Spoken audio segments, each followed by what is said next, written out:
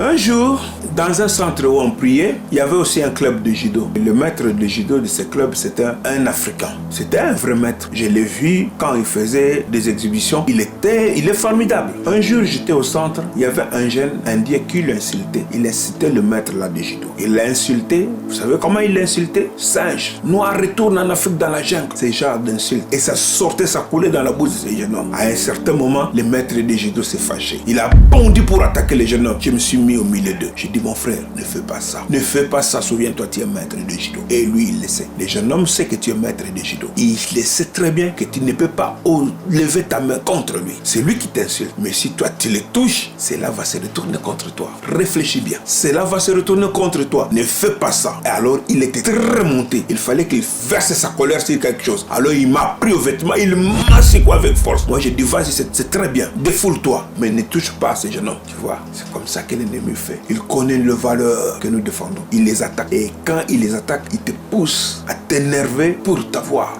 Nous devons être forts et vigilants. Regardez la stratégie que Jésus a utilisée contre ces hommes. Qu'est-ce que l'ennemi cherche? Il va te pousser à faire ce que lui il veut. Qu'est-ce que le serpent a voulu qu'Ève fasse? Il a voulu qu'Ève mange le fruit. Il est venu, Dieu a-t-il réellement dit? C'est ce qu'il voulait. Lui, il voulait qu'Ève désobéisse à Dieu. Mais il est passé par un tournant qu'Ève n'a pas compris. Si tu manges, tu seras très intelligent. Tu seras comme lui. L'ennemi va te pousser à faire ce que lui il veut que tu fasses. Et si tu n'es pas prudent, tu vas te retrouver en train d'accomplir sa volonté. Combien d'enfants de Dieu aujourd'hui, en ce moment, sont en train d'accomplir la volonté de l'ennemi? Combien? Ils disent à Jésus que cette femme a été trouvée en flagrant délit. La loi nous dit, et toi, que dis-tu? La Bible nous dit, Jésus écrivait par terre. Jésus n'a pas fait ce qu'eux ils voulaient. Lui, il écrivait par terre. Il fait le contraire de ce que l'ennemi veut qu'il fasse. L'ennemi veut que nous fassions du mal. Il te pousse à faire du mal, toi fais le bien. Il te pousse à t'énerver, ne t'énerve pas. Sois dans la joie. Souris. Il veut te pousser à maudire, toi béni. Quel que soit le mal qu'on t'a fait, ça m'étonne que je voie des hommes de Dieu qui sont prêts à maudire. Or, nous ne sommes pas appelés pour cela. Nous sommes appelés à bénir.